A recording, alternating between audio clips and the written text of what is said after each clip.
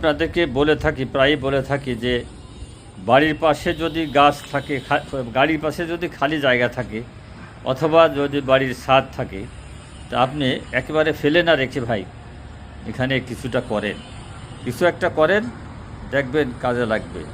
আপনি যখনই কিছু কাজ করবেন, একটা ফল গাছ লাগান, একটা ফুলের গাছ লাগান, যে কোনো একটা সবজি লাগান, একটু পরিচর্যা করেন, দেখবেন আপনার পারিবারিক যে চাহিদা সেটা পূরণ হয়ে যাবে।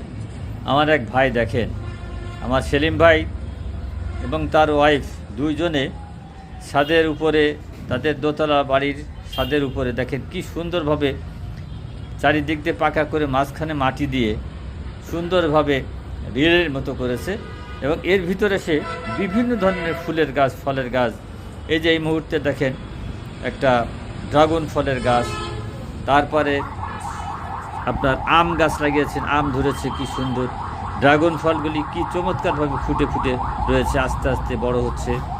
এবং এটা বিষ ছাড়া নিজের লাগানো গাছ, নিজের পরিচর্যা করা গাছ, এই ফলটা কিন্তু অত্যন্ত নিরাপদ এবং সুস্বাদু।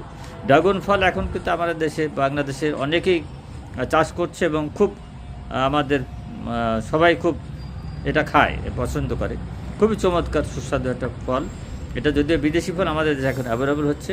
দেখেন পেঁপে গাছ লাগিয়েছে, কত সুন্দর পেঁপে ধরেছে, চাল কুমড়ো লেগেছে, চাল কুমড়ো হয়েছে, আনারস লেগিয়েছে, বাঙির মতো ফল লাগিয়েছে। আমার সেলিম ভাই এবং তার ওয়াইফ দুইজনই এত চমৎকারভাবে এই কাজটা করেছে এবং তারা যত্ন নেয়, প্রচুর পানি দেয়, তাদের ওখানে পানির ব্যবস্থা আছে। আমার খুব ভালো লাগে ভাই, আমি ওনার ওখানে গেলেই ওনার ছাদটা দেখে আসি এবং ভাবি আমাকে খুব ভালো করে দেখায়। চমৎকার, এত সুন্দর পরিবেশ, ভালো লাগলে লাইক দেন, শেয়ার দেন, শরীর অন্যকে দেখার সুযোগ দেন।